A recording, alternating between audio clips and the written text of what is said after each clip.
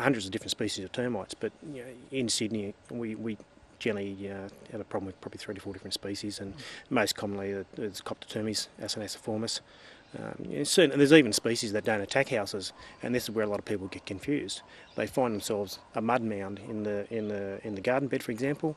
Now they call us out because we do an inspection, and that mud mound will be a species called Termite walkerite. Now they don't attack houses, or they don't what commonly attack houses, what we call timber in service, because it's ground up timber. But they're the recyclers. They're where the branches fall off the trees. You've got garden mulch. They're recycling that back down, but they still build their little mud mounds around it. But a lot of people think, well, there's termites. You know, as far as they're concerned, just get rid of them anyway. But you know, they do. Termites serve a purpose in the ecology of the system, and they are very handy. But obviously, no one really wants them in their backyard. It doesn't matter whether you're living on the North Shore or in the Blue Mountains. You know, in Sydney in general, in Greater, there's termites in all locations. Certainly, other areas have a bigger proportion of problems. Obviously, areas with a lot of gum trees, like you see behind us, you know, colonies will fester from there, and it's a bit like.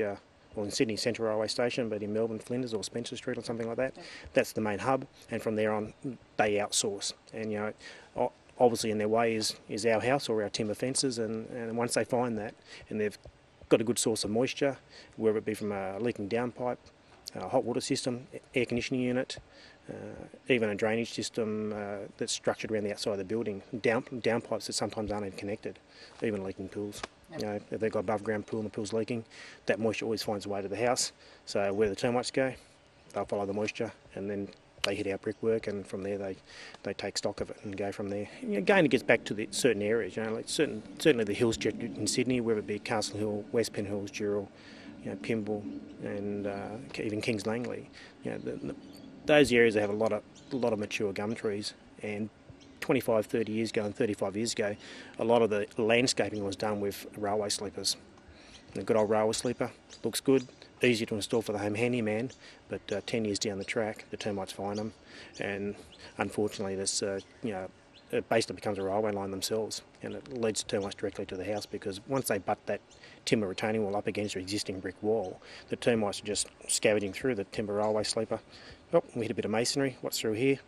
Chew the mortar out, and away they go. Now, earthenware pipes can be a bit of a trap, because the earthenware pipes have a bell on them. Okay, so they have a male and a female. So where the bell is, where they join, you have a rubber ring, and they cement around them. But over the years, because the soils move, they crack and move, and termites have been known to go through those earthenware pipes, find their way into the bathroom, because termites can theoretically waterproof their leads and penetrate to where they want to go to.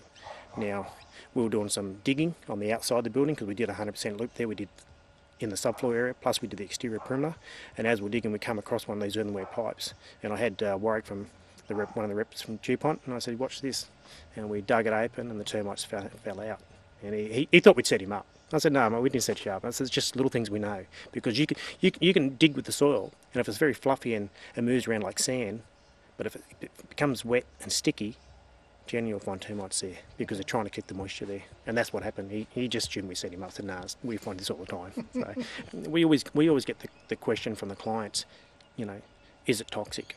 Okay. Now what people need to understand is, for anything to work, it has to be toxic. But whether it's toxic to us or toxic to the target insect, and that's the difference. The target insects is what we're aiming at. We don't want to, obviously, we're dealing with chemicals all day. So the last person we want to infect is ourselves.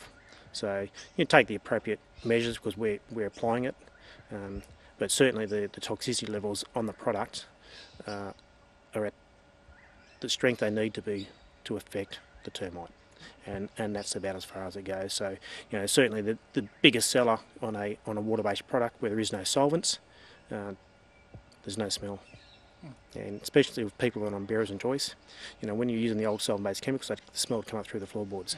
But with the new DuPont products, there is no smell. If people close their eyes, you wouldn't even know that we were doing anything, because there's no smell there. It's just like applying a fluid that's coming out of the tap.